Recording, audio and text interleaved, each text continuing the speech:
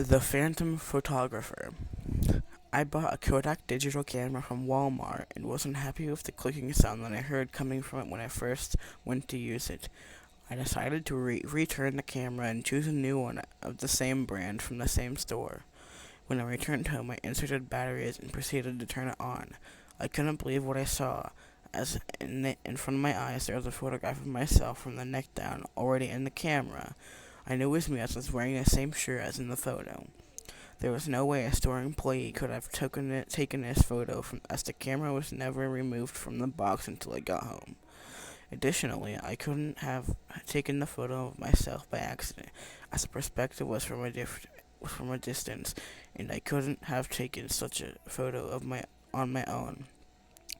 I hadn't adjusted any of the settings, so there was no way I had inadvertently turned on the self timer. I was so amazed, and I told my mom, and she couldn't believe it either. It was definitely one of the creepiest things I've ever encountered. Hollywood Hobo.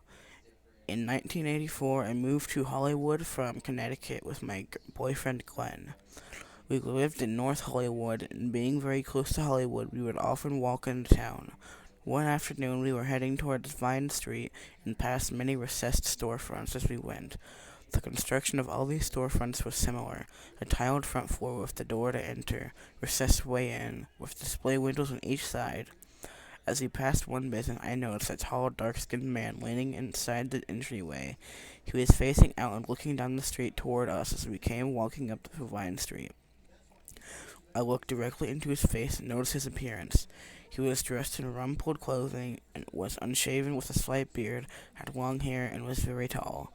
Underneath all of that hobo clothing, he was a nice-looking young man around 30 years old. He had a serious gaze as he returned my glance. We walked up a few more recessed doorways, and there he was again, the same young hobo man. I found it rather startling, but I said nothing to Glenn about it.